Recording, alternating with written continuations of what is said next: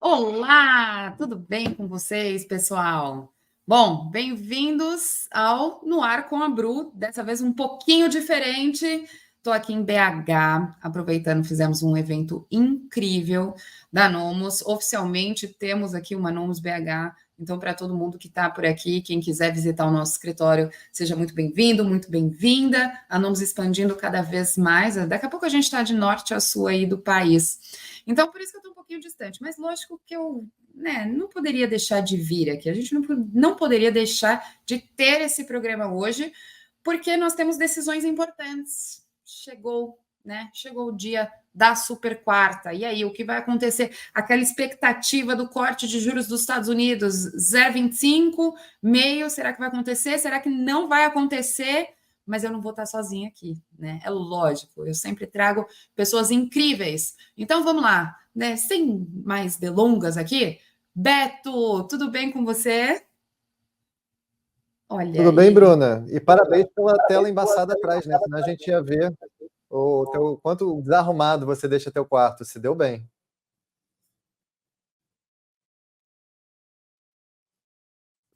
Opa, vocês me escutaram? Conseguiram me Não, escutar? mas eu Eu falei, foi não, engraçado de qualquer maneira. é muito desarrumado e eu não arrumei a cama mesmo. Seja muito bem-vindo. Eu estou assim, ansiosíssima. Quero muito escutar o que você tem para falar hoje. Você está até acompanhando ontem à noite. Eu estava vendo algumas notícias, enfim, alguns gráficos. Mas eu gosto muito de escutar a sua visão. Acho que aqui a gente se complementa. E para complementar essa visão, porque eu e você, a gente vai, né, dar os pitacos, você vai trazer todo aquele contexto para a gente, eu vou dando os meus pitacos, e lógico que eu também trouxe o João ali, que está todo dia na nossa mesa internacional, cuidando de todos os ativos de vocês, e ele vai lá e traz para a atividade tudo que acontece, né, João? Exatamente, Bruna. Bom dia aí, galera. Bom dia, Beto. Bom dia, Bruna. Tô aqui na mesa internacional da Nomos e animado, né? Super quarta. Acho que é a quarta mais esperada aí do ano aí. Então, acho que tô animado aí o que pode acontecer aí a partir das 3 horas. Nossa, medo. Medo. Eu queria acompanhar, né? Geralmente, lembra, Beto, quando eu fazia? Na verdade, preciso fazer isso mais vezes. Eu entrava ao vivo com o Tonelo para fazer como se fosse tradução. A gente precisa fazer isso, né, Beto? Exato. Aquela Na tradução tradução de quê? automática. Tradução do, React, do, do quase. É, o React React. do Paul. Bora. Legal. Eu e você. Vai ser engraçado. Teve muito react do vídeo que eu gravei ontem. Teve muito react, muito legal. O Eric fez um react, tipo, um mini react, né? Mas Uhum. foi bem legal. É. Na verdade, pessoal, uma das ideias que a gente tem aqui é fazer um react do próximo. Espero que tenha do próximo debate dos Estados Unidos. Se vocês quiserem, já volta aí, fala, né? Vai ser muito Foi legal. Os demais. debates sempre é interessante.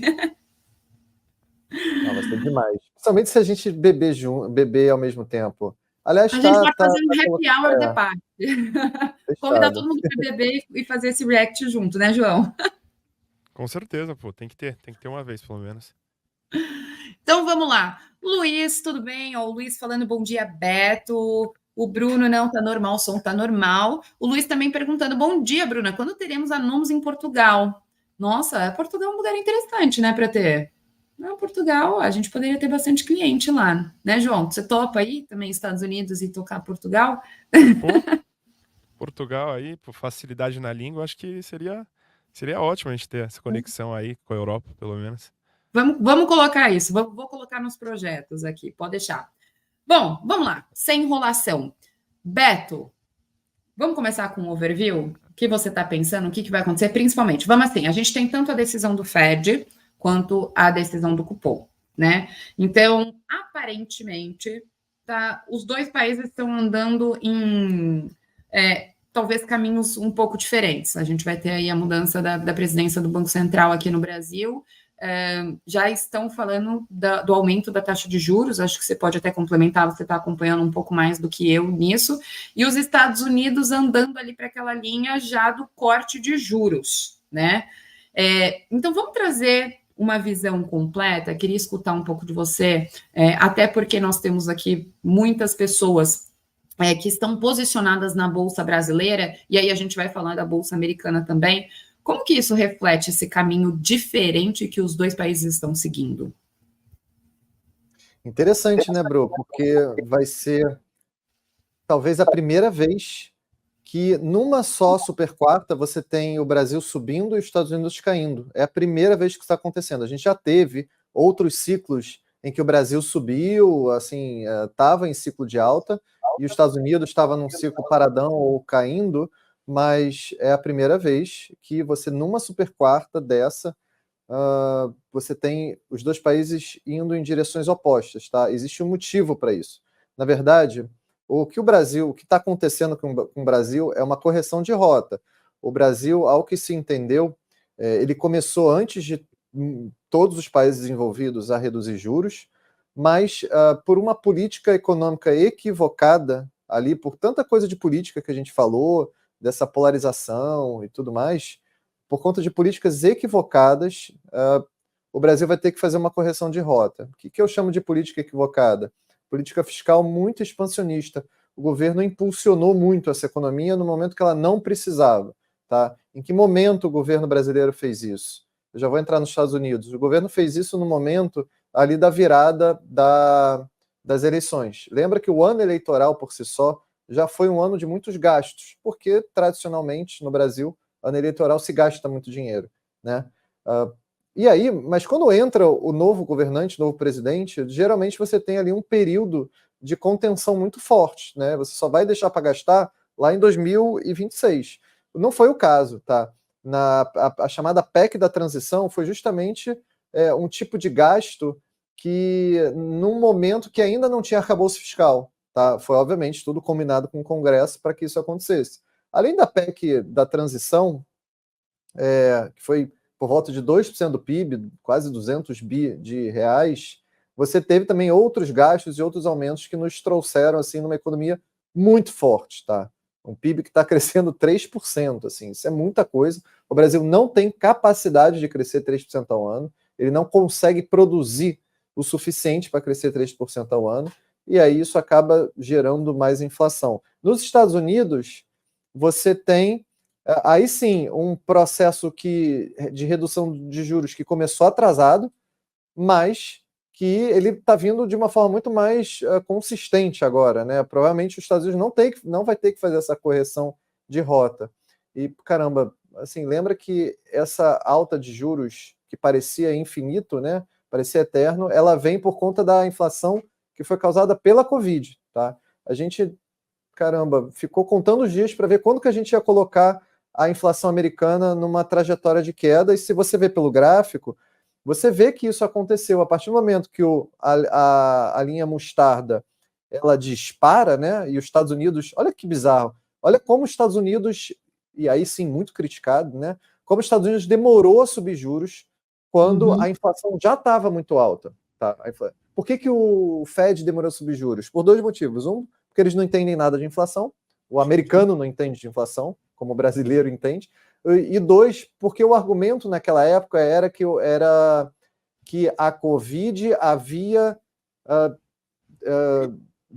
deixado as cadeias de oferta disfuncionais, ou seja, a cadeia de oferta foi destruída.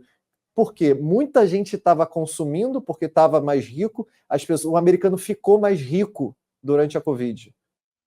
Gravem isso, tá? Ele não ficou mais pobre, ele ficou mais rico, por dois motivos. O primeiro, porque ele parou de gastar dinheiro com serviços, ele parou de ir para o restaurante, para o cinema, parou de ir para o salão de beleza, parou de viajar, ele parou de gastar dinheiro com serviços.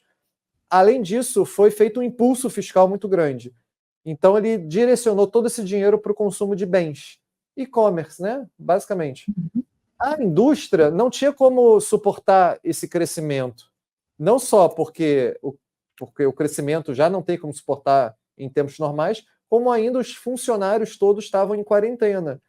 E aí você gera uma mega inflação. Os Estados Unidos olhou isso e falou: isso em algum momento vai dissipar esse efeito, as coisas vão voltar ao normal, a inflação vai cair. Não aconteceu.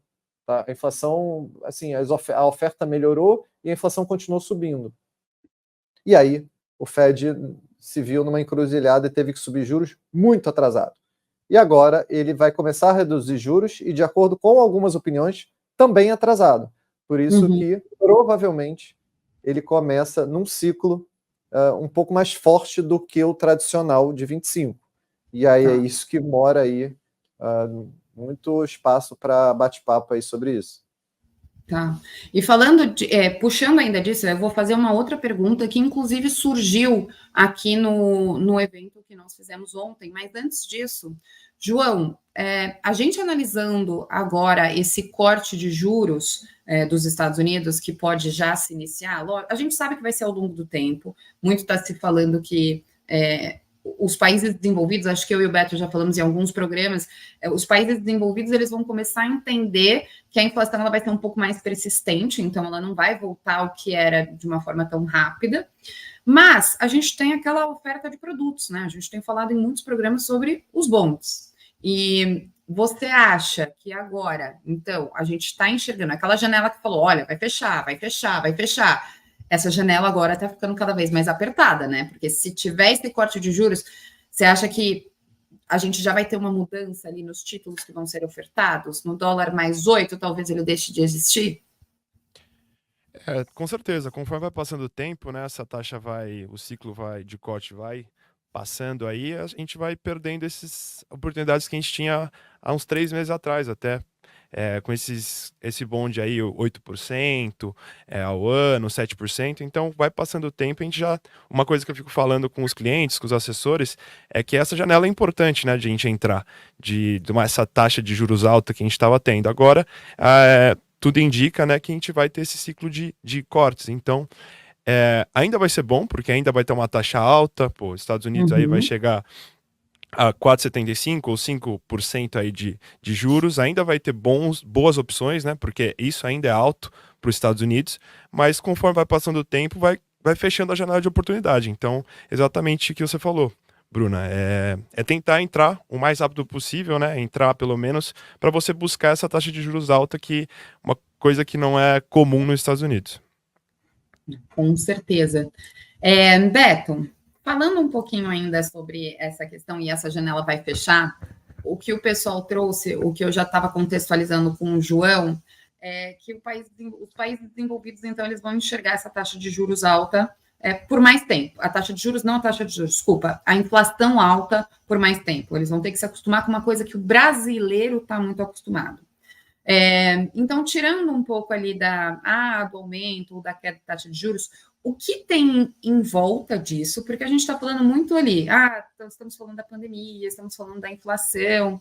Existe algum dado interessante que também podemos olhar sobre as perspectivas de como está continuando, vão ser tomadas essas decisões?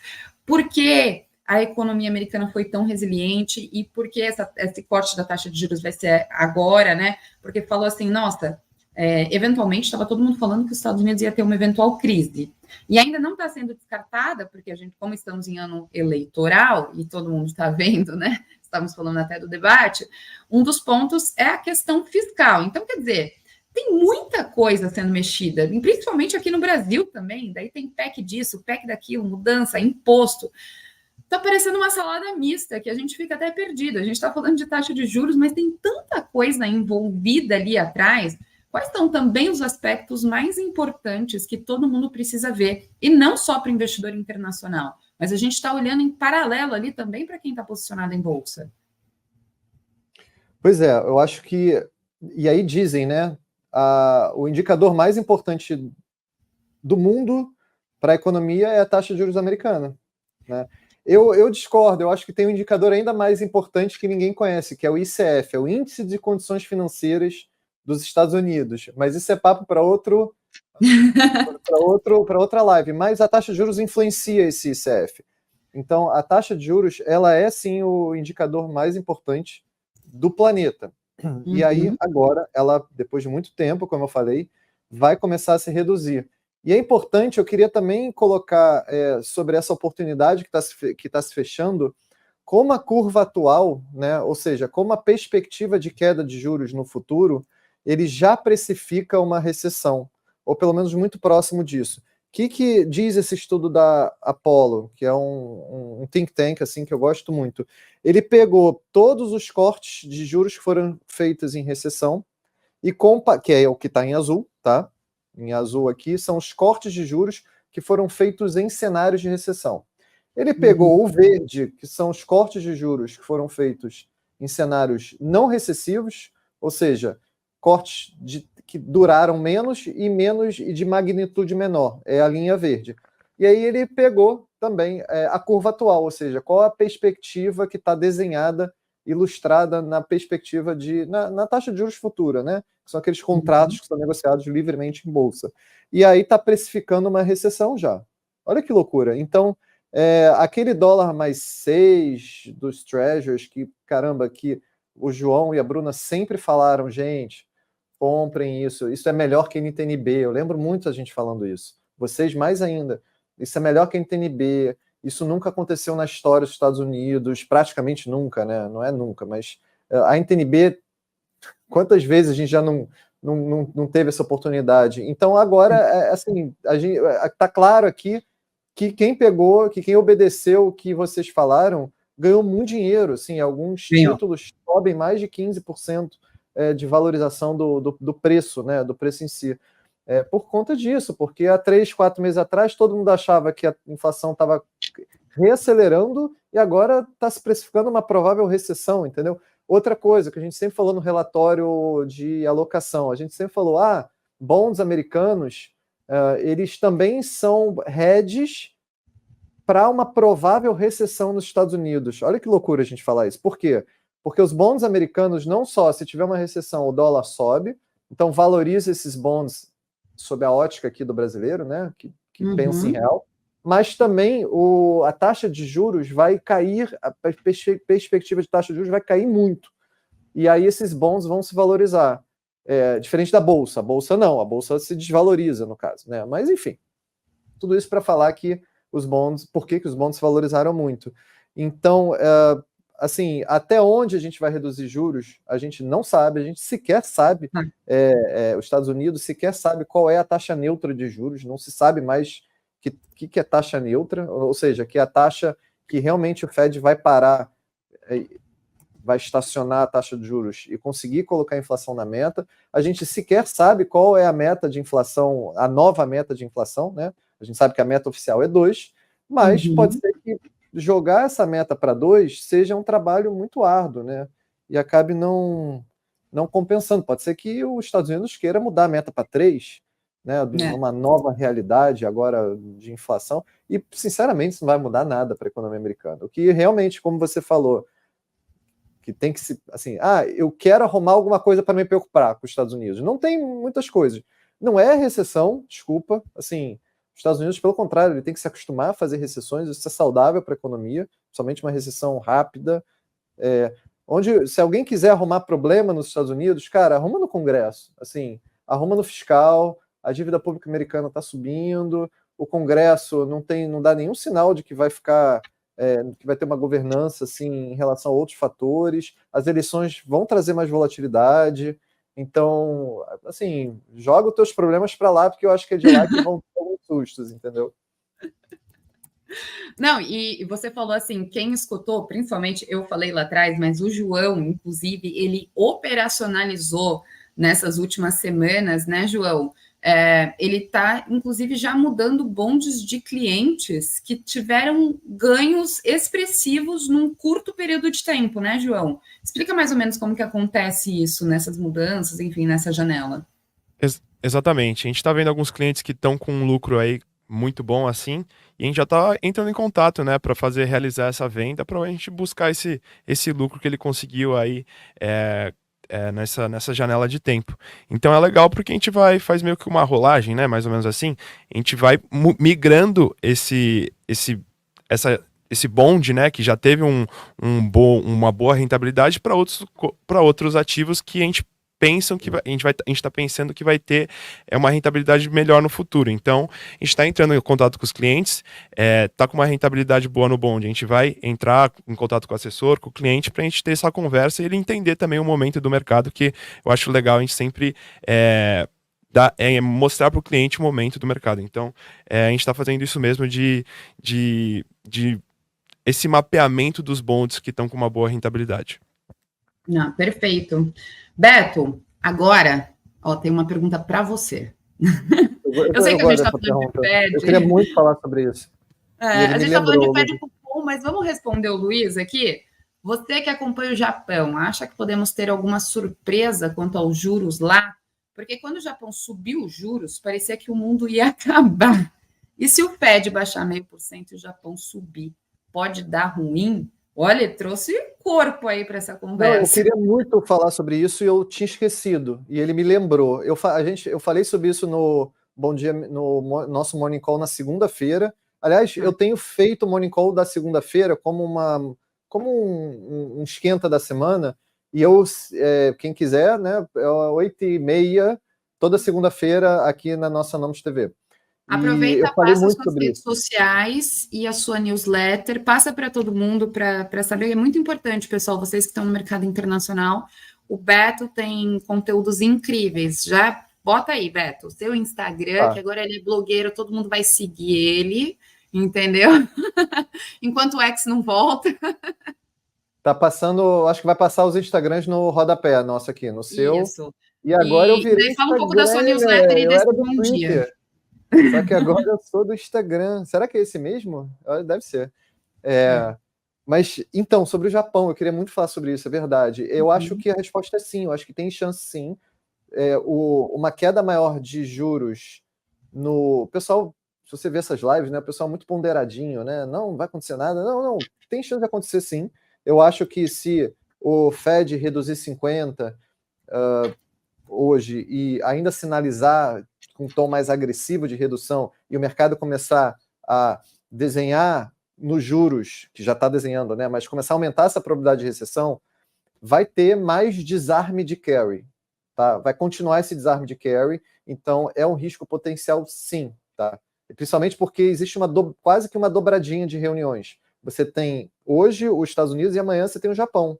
Então, a perspectiva, não importa a perspectiva do Japão amanhã, o que importa é como o tom vai ser dado pelo presidente do Banco Central japonês, e ele tem adotado mais recentemente uma postura mais hawkish. Ele tem se mostrado mais despreocupado com todo esse desarme de carry. Ele tem feito o que, na minha opinião, é correto, no sentido de tudo isso que aconteceu nos últimos 25 anos é isso que está errado, não o que está acontecendo agora, entendeu? O que está acontecendo agora é uma correção de tanto erro de política macroeconômica que foi feito no passado pelos Estados Unidos e pelo Japão, que foi essa taxa de juros praticamente negativa, muito impulso fiscal, bancos centrais se endividando muito, então isso está desarmando agora, e agora, se ele mostrar para o mercado que isso é uma coisa saudável, o mercado vai entender dessa forma e não vai causar um pânico tão grande, né?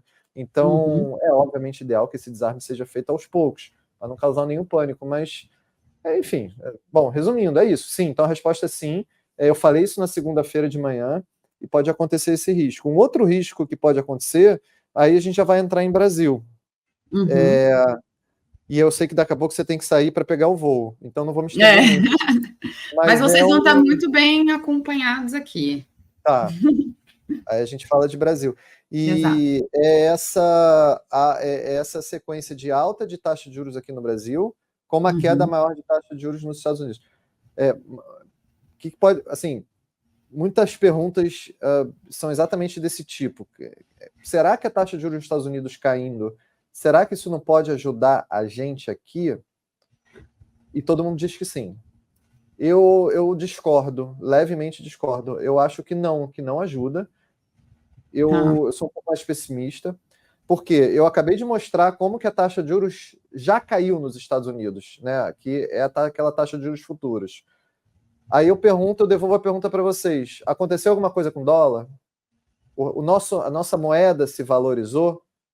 Não. Não se valorizou. A nossa taxa de juros subiu no Brasil. A perspectiva da nossa taxa Selic subiu, chegou a quase 2 pontos percentuais a mais de expectativa.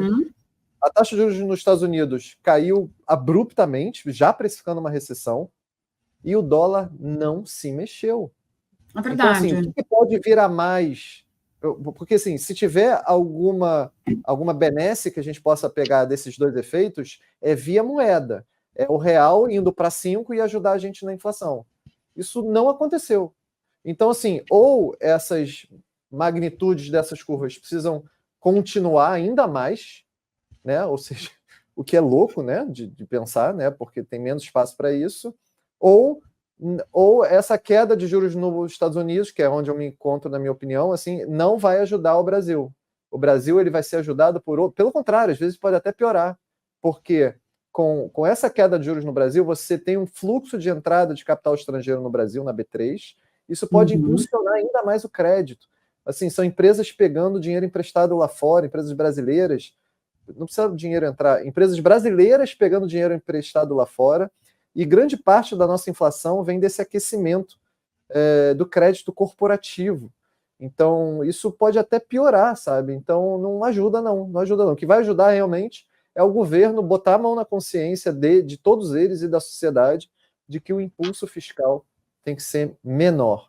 A gente precisa desaquecer, o governo ele precisa fazer o mesmo trabalho do Banco Central brasileiro de arrochar a economia. Tá.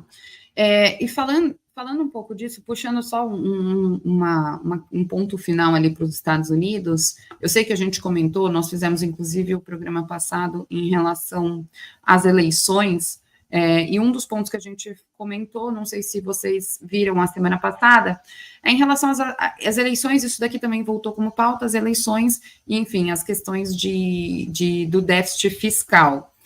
Primeiro eu vou perguntar para o João, e daí depois você pode complementar, Beto. João, você tem visto os clientes chegarem até você ou olhar essa parte? Não só, a gente já está falando de taxa de juros muito, mas as eleições parece que estão impactando também os investimentos no exterior, a procura, a demanda, tudo que está acontecendo?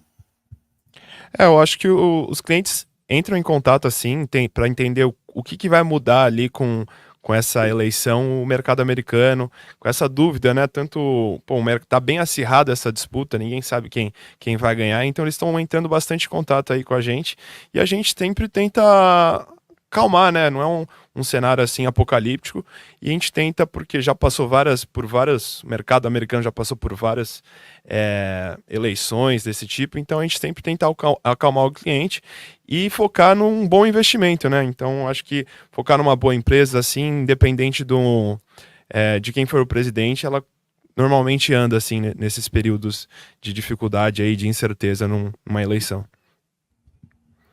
Beto, e você acha nessa questão de eleição, principalmente porque um dos dados que a gente fala muito é desemprego, e aí nós temos duas visões totalmente diferentes ali dos Estados Unidos. Isso pode mudar alguma coisa? Tem a ver com eleição? Não tem a ver com eleição? Tem a ver só com a taxa de juros? Enfim, fica uma confusão, né? Porque são perspectivas diferentes, economias totalmente diferentes, eles estão com visões, né?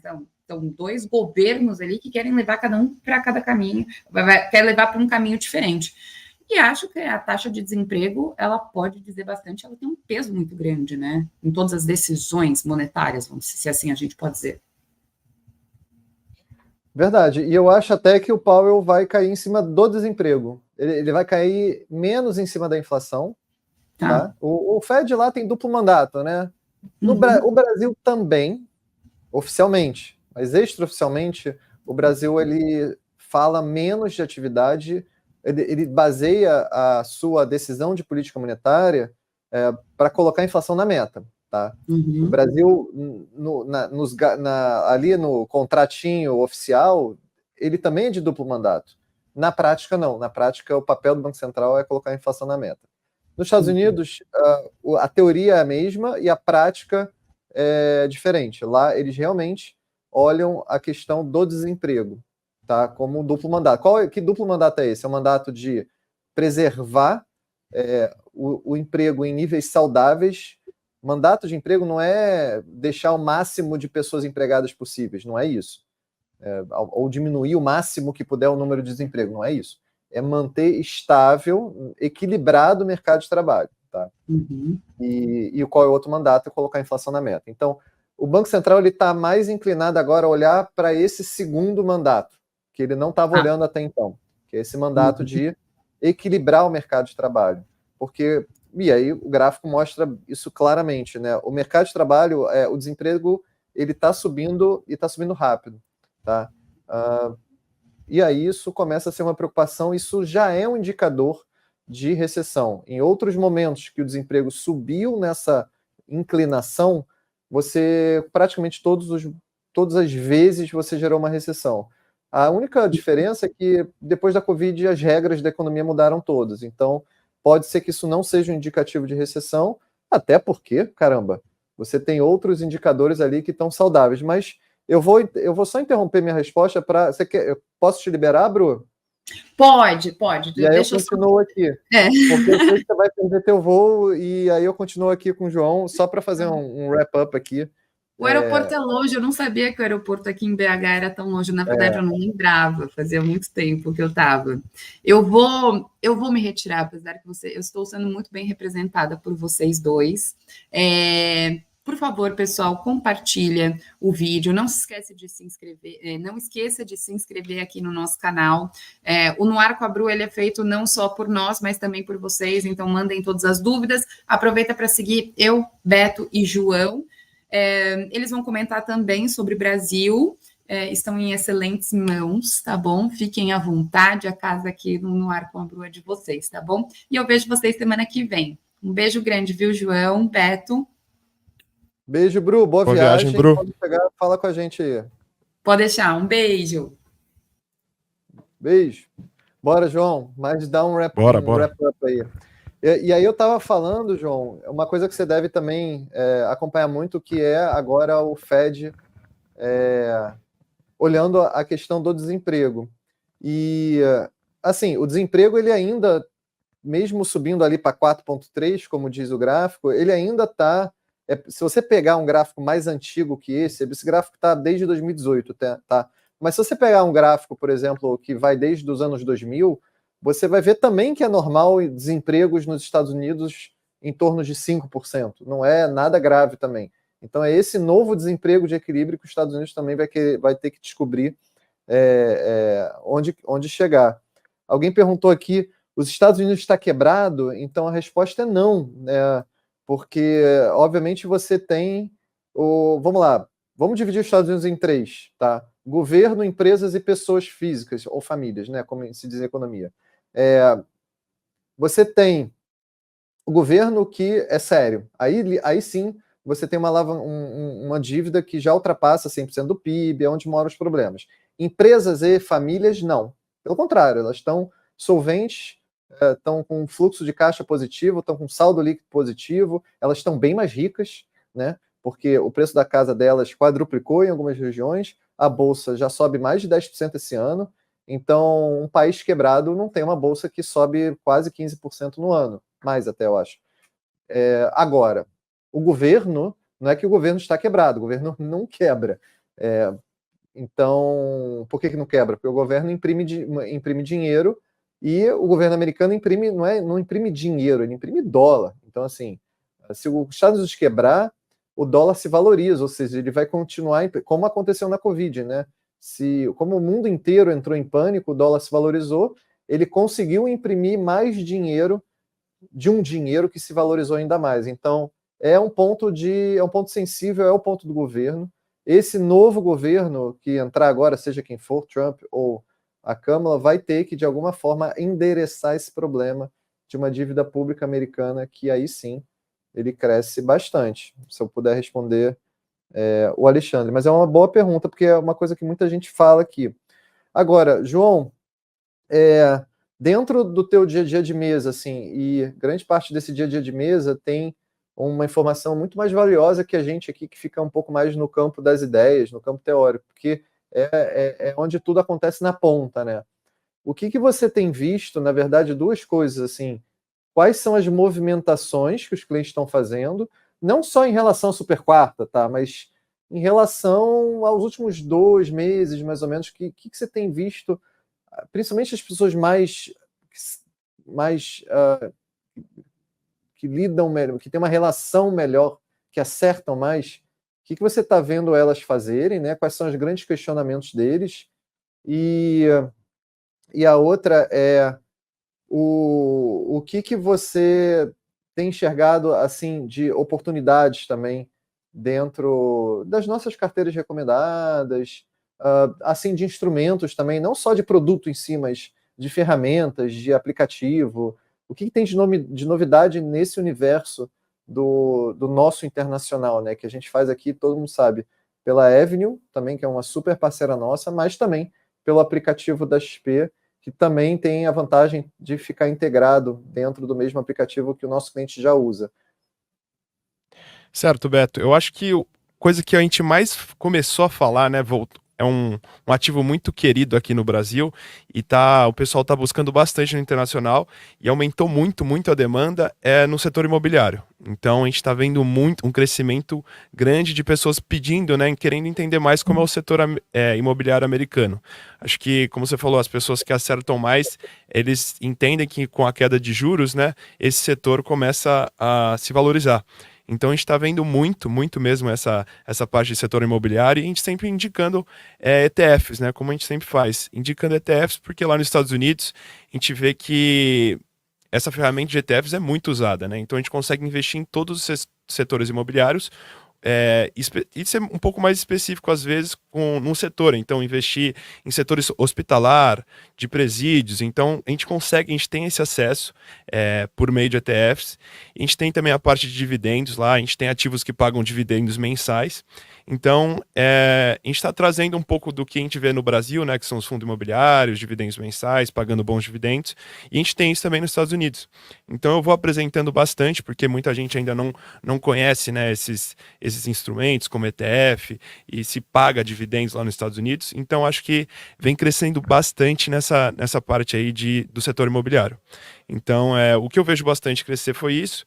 Ouro também. Eu acho que o ETF de ouro é uma coisa que o pessoal está pedindo bastante. E falando de novidades, a gente tem novidades uma novidade bem legal na Avenue, que eles começaram a operar opções, né? Então você consegue, através da Avenue, mexer nessa parte de opções americana, né? Uma coisa que a gente não está muito acostumado em outras corretoras americanas que operam no Brasil. Então, foi recente essa novidade, né? Foi novidade, acho que começou semana passada. Então, acho bem legal explorar quem gosta, né, nessa parte brasileira. Também ter essa opção de trabalhar derivativos nos Estados Unidos.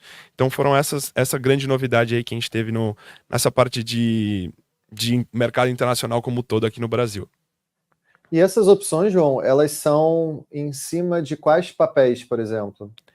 Então, eles, como é algo muito novo, eles selecionaram alguns ETFs e algumas empresas, né? Essas empresas grandes, Nvidia, Meta, vai ter ETFs também do S&P 500, do setor imobiliário, Small Caps tem.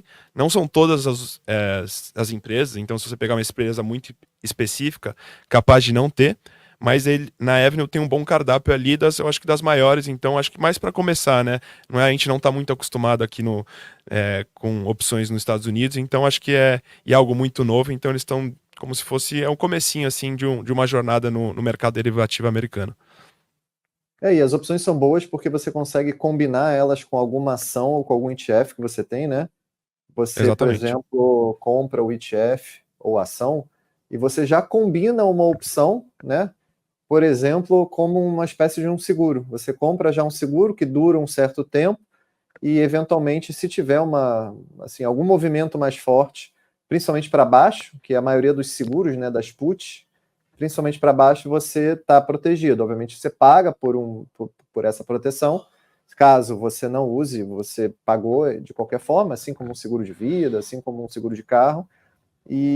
Mas, por outro lado, você consegue se proteger de uma queda mais forte, entre diversas outras operações que dá para fazer dentro desse universo de opções. Eu particularmente, acho muito interessante.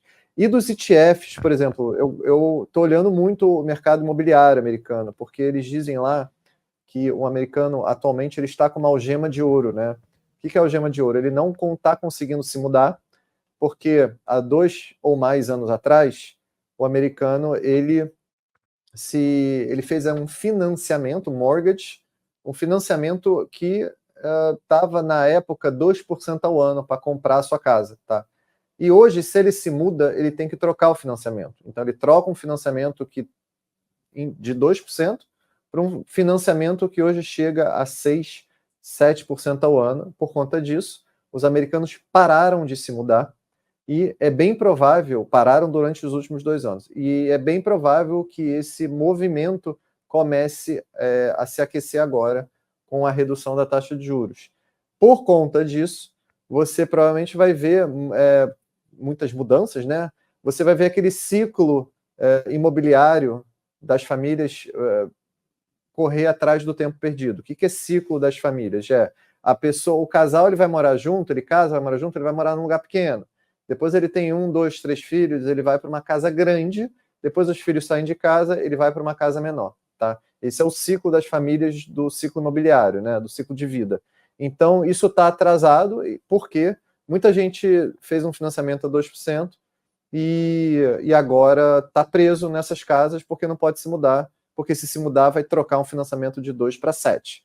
E aí acaba ficando no mesmo lugar, num lugar muito maior do que ele precisa, tá? E aí, olhando isso, assim, que tipo de ETFs vocês têm para mercado imobiliário? Assim, para mercado imobiliário, por exemplo, o que tem dentro desses ETFs? E principalmente do ouro também. Como é que funciona o ETF de ouro para quem quiser comprar ouro agora que a moeda americana provavelmente já está acontecendo, mas provavelmente vai se desvalorizar ainda mais? Então, a gente está indicando os ETFs de grandes gestoras, né? Que é normalmente Vanguard e BlackRock, são as maiores gestoras do mundo. E dentro desses ETFs, a gente tem, acho que, muitos ativos de. A gente tem o mais famoso, que é o OU, né? Que é o digital, que paga dividendos todos os meses. Ele tem vários residências, né? Tanto nos Estados Unidos como no México, no Canadá. Então, esse que a gente vê bastante. O que a gente vê bastante no ETF. Então, é bem legal porque no ETF vai ter várias opções, né? Você não vai estar focado em uma só. E é o ETF que a gente está colocando na nossa carteira aí, que é o VNK, que seria o ETF da Vanguard. Na parte do ouro, a gente também está indicando BlackRock, que é a maior gestora, que ele investe diretamente em ouro físico, né? Então você não precisa investir em ouro físico, você vai diretamente por ETFs que vai investir no ouro físico, que a gente vê que o ouro físico, né? Que a gente vê que teve uma grande valorização no ouro. Então quem pegou esse ciclo também tá tendo uma boa rentabilidade ali no ETF de ouro, né? Que a gente recomenda. E eu sempre passo isso. Eu acho que ETF com o mínimo é $5, então é muito baixo, o mínimo de $5. É muito legal você ter na sua carteira ali. Você está investindo, o que a gente faz bastante. O cara investiu em bond. Então o cara colocou o dinheiro dele em bond aí, que o mínimo é um pouco mais alto, de $1.000, 1.000 e pouco. Ele sempre sobe um pouco, né? Porque você só compra unidade de bonds. Então quando você sobrou esses $100, $200, a gente faz uma carteira legal de ETF, colocando um pouco de ETF de tesouro, que também está em alta agora, um ETF de ouro e o ETF de real estate, que seria a parte do setor imobiliário. Então é bem legal fazer por ser um mínimo muito baixo, a gente consegue fazer uma carteira bem legal para o cliente. Então acho que é bem legal mesmo a gente investir nessa parte de ETF muito pelo mínimo e pela diversidade de investimentos, né? Você, em uns $5, você investe em mais de 100 empresas. No S&P 500, você vai investir com $5 em 500 empresas. Então, acho muito interessante mesmo essa estratégia. E, João, assim, sem muita firula, porque Sim. muita gente faz isso, né? Quando você pergunta o que é uma carteira ideal para a pessoa que está investindo lá fora, e todo mundo responde, depende do perfil, a gente vai ter que fazer uma conversa, a gente vai ter que analisar o perfil de cada um, o suitability. Eu não queria isso. O que você... eu sei que a gente tem as carteiras recomendadas. Sim. Pelo menos vamos pegar um perfil moderado, né? Que seria tipo ali a média entre o conservador, uma média ponderada entre um cara conservador e um cara mais arrojado. Mas uma carteira padrãozona, se você tivesse pouco tempo se você tivesse um slide para apresentar, o que seria uma carteira bem distribuída? Eu sei que a gente tem a carteira da XP também, da Levante. Sim, da Levante. Mas para um investidor, assim, que você tem um elevator pitch, assim, você tem um pitch de elevador, que você tem que passar uma carteira para ele, onde é que essa pessoa distribui esse dinheiro? Hoje em dia, né, eu acho que você vai ter que ter a parte de renda fixa. Então, mesmo com esse ciclo de queda aí, eu acho interessante a gente buscar essas taxas, porque a gente tem muito bom de bom, pagando 5%, não está mais aquele 8% alto, mas 5% no dólar, então é muita coisa. Então, a gente iria eu iria assim, numa carteira ideal, aquelas básicas, 60% em renda variável, 40% em renda fixa, você buscando um bonde ali de uma empresa brasileira que está pagando com boa taxa aí de 5%. E o resto você, como eu falei, você divide em ETFs. Eu acho que é a melhor forma. Então você pega um ETF do setor imobiliário, um ETF de small caps, que eu acho que é bem interessante nesse corte de juros aí, um ETF de ouro a gente muita gente vê ainda gosta do S&P 500, né, que historicamente sempre tem uma valorização aí, mais de 100 anos do índice, a gente tem uma valorização aí de mais de 10% ao ano. Então seria esse 60-40, você focando em ETF na parte de renda variável e focando em bond, né, que são os títulos de dívida corporativas, na parte de renda fixa. Eu acho que fica bem legal e bem equilibrado uma carteira assim. E dentro dessa carteira, por exemplo, essa é a minha parte internacional. Eu, como brasileiro, o que na média a gente orienta que o brasileiro destine? Quanto do patrimônio líquido de investimento dele é interessante destinar para investimentos no exterior? Eu acho que a gente tem aqui na Nomos, né, 10%, né? Eu acho que a partir de 10% já é bem interessante, né? A gente vê muito lugar falando 30%, pelo menos 30% em dólar. Eu acho que para começo ainda, para quem não tem nada, eu acho que 10% do seu portfólio ali, fazendo de uma maneira recorrente, o que a gente sempre fala, né? Acertar a cotação do dólar, esperar o dólar cair é muito difícil mesmo. Então a gente ter pelo menos aí no começo aí, para quem não tem nada, ter 10% aí do seu patrimônio, fazendo em tranches, né? Então fazendo periodicamente esse câmbio, eu acho que é o ideal aí para pelo menos ter o gostinho e entender um pouco mais sobre o internacional. Então, o que a gente está indicando aqui é 10% do seu patrimônio total aqui investido, a gente mandar pelo menos para os Estados Unidos aí para começar a internacionalização da sua carteira. Legal, João. E eu sempre provoco, assim, eu sempre critico também algumas propagandas de instituições financeiras que provocam investimento no exterior, contando dos problemas brasileiros, né? Não invista no Brasil, dólar para cima, invista no exterior. Ou, por exemplo, assim, muito no sentido de se proteger contra a moeda por conta de alguma cagada política brasileira, e a gente sabe que sempre tem. Na verdade, se proteger de investimentos brasileiros, principalmente via câmbio, via ouro ou criptos, isso não precisa abrir uma conta no exterior, de verdade. Assim, você tranquilamente tem instrumentos suficientes para fazer isso aqui no Brasil, principalmente porque geralmente esses movimentos são trades estáticos e rápidos. Não precisa abrir uma conta nova e nem deveria. Agora, a pessoa que faz, ou seja, a pessoa que vende o investimento exterior usando esse motivo, para mim, não entende das vantagens enormes que tem de se investir no exterior. Primeiro que a gente está falando aqui de uma provável recessão e falando bem de investir no exterior nos Estados Unidos, a princípio isso pode parecer antagônico, mas o que eu respondo é o seguinte: quando você abre uma conta no exterior, nos Estados Unidos, ou através da Avenue, ou através da XP, não é que você está somente investindo nos Estados Unidos, você não está apostando na economia americana, porque as empresas americanas, elas não são americanas, elas têm sede nos Estados Unidos, nem todas, né?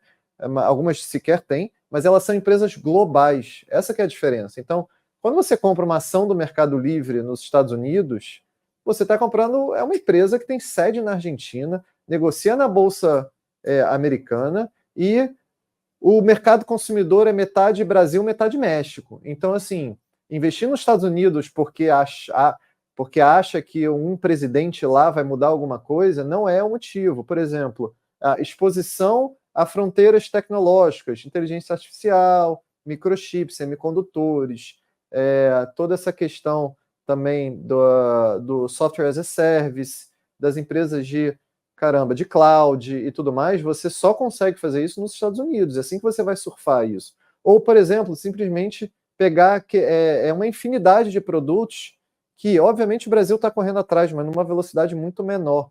Lá você consegue diversos tipos de investimento no mercado imobiliário e de forma barata também, porque os ETFs têm taxas de administração baratas.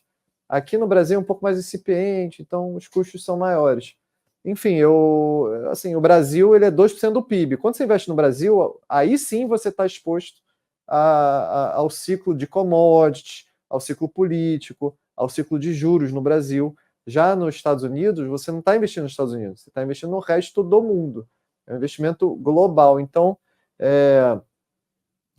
principalmente para quem viaja, né? Por exemplo, se você faz uma viagem por ano, você gasta provavelmente... Você tem muitos gastos em dólar.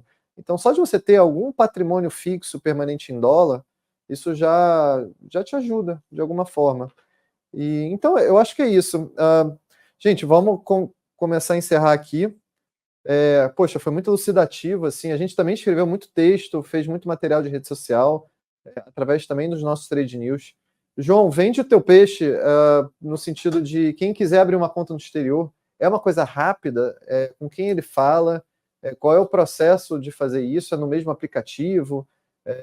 Ele vai ter essa orientação de um assessor? Como é que é isso? Hoje em dia, para abrir conta no exterior, tá muito fácil, né? Eu acho que tá perdendo a oportunidade mesmo quem não tem conta no exterior, porque hoje não tem taxa de abertura. Então, com mínimo ali, você já consegue fazer o câmbio, que é R$500, né? Na XP, acho que na Avenue são 200 reais. E, pô, tá muito fácil hoje para abrir. Como você falou, você não precisa denegrir um lugar para ir para o outro. Você pode ter os dois. Você tem uma carteira, quem te vê aí, que conforme o tempo, se você tem uma carteira bem diversificada ali, um pouco nos Estados Unidos, um pouco no mercado global, que é através da Bolsa dos Estados Unidos, você vai ter uma rentabilidade boa. Então, hoje é muito fácil, você consegue falar aí com o seu assessor, ele vai te enviar um push de abertura, se for pela XP, ele vai te mandar um push de abertura, você vai lá no seu sininho e já abre em 3 minutos, você já consegue mandar um dinheiro para dólar. Então, tá muito, muito fácil mesmo, como você falou. Para viajar, hoje em dia, você tem a parte de banking, tanto na Avenue quanto na XP. Então você consegue fazer câmbio ali em 3 minutos já. Você está nos Estados Unidos ali, pô, preciso comprar um negócio, você faz o câmbio e 1 minuto já está com o dólar ali para gastar. Então tá muito fácil mesmo, é uma boa oportunidade, coisa que a gente não via há 5 anos atrás aí, ter essa facilidade de investir no mercado global, mercado americano, ter esse dólar aí fácil para usar. Então, é você chamar seu assessor, se for pela Avenue, a gente tem um link também, a gente manda um link pro cliente e ele abre essa conta e já fica linkado aqui com a gente e a gente sempre está dando esse suporte, né? Tanto operacional quanto na parte de investimentos. Então, é uma boa oportunidade, né? Você já abrir essa conta internacional, não tem custo de manutenção, se você está com a conta zerada, não vai ter custo de manutenção na Avenue e na XP não tem nenhum custo de manutenção. Então, acho que é bem interessante você começar aí, investir no mercado internacional. Aí, como eu falei, o mínimo de câmbio é R$500 e o mínimo para investir é $5 ali. Então, é uma oportunidade imensa para os clientes aqui que a gente oferece. João, eu vou fazer uma bateria de perguntas rápidas aqui. Se a gente não Vamos souber, eu dou um Google rápido aqui, mas vamos lá. Eu vou responder rápido. Possíveis cenários para cada um dos candidatos. Eu acho que não muda, tá? Eu sei que o discurso é diferente, mas na prática eu acho que não vai mudar. Eu acho que a gente vai ter um split government. Eu acho que a gente vai ter, por exemplo, a Kamala ganhando. Eu estou mais inclinado de que ela tem uma vantagem competitiva a partir do momento que ela é mais desconhecida e por isso não tem ainda uma maioria de votos. E aí o cenário com split government, ou seja, a Câmara ganhando com um Congresso, um lower chamber, que é um Congresso, e um Senado republicano. Tá? Eu acho que esse é o cenário que está se desenhando. Essa questão do protecionismo, ele vai continuar com os democratas, inclusive foi o que aconteceu com Biden, né? Todas as tarifas que o Trump aumentou, os democratas não só mantiveram, como ainda deram acréscimo em alguns setores. Então, o discurso é diferente, mas na prática vai ser tudo igual. Tá? A questão da imigração, eu acho que tem que entender, primeiro que para fazer preço, assim, não faz tanto, Fez nos últimos 2 anos, eu sei, mas acho que não vai mais fazer tanto preço. É uma questão um pouco mais ali ideológica, de prazo mais longo, tá? Vamos para a próxima. ETFs de REITs. Você falou um pouquinho aqui, né, João? Sim, sim. A gente tem muito ETF de Você falou REITs. de alguns aqui já. Fala. Então a gente tem, né, o VNK, a gente tem de todos os tipos, né, de REITs, a gente tem focado em mais data center, então mais entender o que o cliente quer, que a gente vai ter a opção para ele, com certeza. O VNK é aquele que vai ter exposição em tudo ali do setor imobiliário, mas se ele quiser algo mais específico, a gente vai atrás e mostra para o cliente, né, o que ele quer. Qual é esse ETF de ouro da BlackRock? Qual é o ticker dele? É o IAU. IAU Tá. também, acho que é o mais Conheço. conhecido ali na parte de ouro, né? Legal. É possível operar ETN, por exemplo, VXX na XP ou Avenue? ETN, acredito que ainda não é possível operar essa parte de ETN. Eu preciso dar uma confirmada, né? Mas eu volto com essa informação. Tá, o ETN é um VIX, Short Term Futures ETN, é um VIX, é o futuro de VIX. Eu conheço o VXX, eu já operei ele, mas é o futuro de VIX, mas deve ter algum, olha só, se não tiver um ETN, agora que eu lembrei que é o VIX, se não tiver um ETN de VIX, provavelmente deve ter algum ETF de VIX. Tem, né? Exato, Então, ETF de VIX tem sim. Interessante. Que é o iVIX, se eu não me engano. Tem vários, né? Tem o de curto, Sim, de sim. longo, tem bem legal, tem bastante coisa. Morando nos Estados Unidos, eu posso abrir uma conta na XP e operar ações de Nova York? Ou seja, pelo que eu entendi, ele não é residente fiscal brasileiro, porque ele mora fora, mas ele quer abrir uma conta na plataforma da XP Internacional, é isso? Certo. A gente tem que verificar se ele deu a saída fiscal do Brasil. Se ele deu a saída fiscal, infelizmente ele não consegue operar tanto na XP quanto na Avenue. Mas se ele tiver alguma coisa aqui ainda, faz o imposto de renda no Brasil, a gente consegue sim, sem problemas. Perfeito. E aí, se ele deu saída fiscal, é interessante que ele procure uma corretora americana tradicional, que tem daquelas que são mais. Aí sim, não são aquelas que são muito voltadas para brasileiros. São aquelas tradicionais zonas que tem. Tem a XP de lá, tem a Avenue de lá, que são muito boas. Eu já tive conta nelas antes de aparecer a própria XP, a Avenue e outras instituições brasileiras oferecendo esse serviço. Tem mais perguntas aqui. Aumento dos juros, aumento do nosso juros aumenta a dívida interna. Então, Alexandre, o nosso juros já aumentou. Essa que é a tecnicidade da dinâmica dos juros. O governo ele não emite o título público baseado na taxa Selic. Então, ele emite o título público baseado na curva de juros futura. Então, se você, por exemplo, pegar um pré-fixado no site do Tesouro agora, você vai ver que o pré-fixado está com uma taxa de 12%, arredondando aqui. Significa dizer o seguinte, quando você compra um pré-fixado a 12%, significa que o governo ele está pegando dinheiro emprestado a uma taxa que está bem acima da Selic. Ou seja, os juros para o governo ele já aumentou. O que vai acontecer agora com a Selic é só corroborar esse aumento de juros que está impresso na curva. Eu acho que é isso, pessoal. Não temos mais perguntas. Como é que eu tiro essa pergunta do ar? Peraí. Boa, obrigado, produção. João, obrigado. Poxa, foi um prazer ter a Bruna aqui mais cedo e você também mostrando aqui bastante a dinâmica da mesa. A gente vai fazer com mais frequência essas reuniões, assim, principalmente quando tiver decisão de juros. Daqui a pouco, na verdade, a gente sai para o almoço e a gente já volta na missão lá, na dinâmica. Eu acho que a tua mesa vai ficar bem atribulada ali, bem barulhenta. E boa sorte aí, cara. Obrigado por participar. Vamos fazer mais. Eu que agradeço aí o convite, agradeço a Bruna aí que está indo pro aeroporto. Hoje o dia vai ser um pouco diferente, né? Vai ser um pouco mais tumultuado, mas faz parte. E eu sempre falo, Qualquer dúvida, pode falar com o seu assessor, que a gente vai te assessorar e fazer essa consultoria, te ajudar na parte internacional. E pode também mandar para ele falar comigo, se quiser marcar alguma reunião, entender um pouco mais sobre o cenário, pode marcar com o seu assessor, que ele entre em contato comigo e a gente faz esse bate-papo já. Mas é isso, Beto, muito obrigado aí e muito obrigado aí pelo convite. Espero que a gente tenha mais aí reuniões como essa. Valeu, João. Antes de encerrar, vou responder mais uma ou duas perguntas. Para conta em dólar, consegue depositar em espécie no Brasil? Resposta é não. Agora, se o aumento do Copom não for unânime, o bicho pega. Sim, correto, concordo. Eu acho que vai ser grave isso.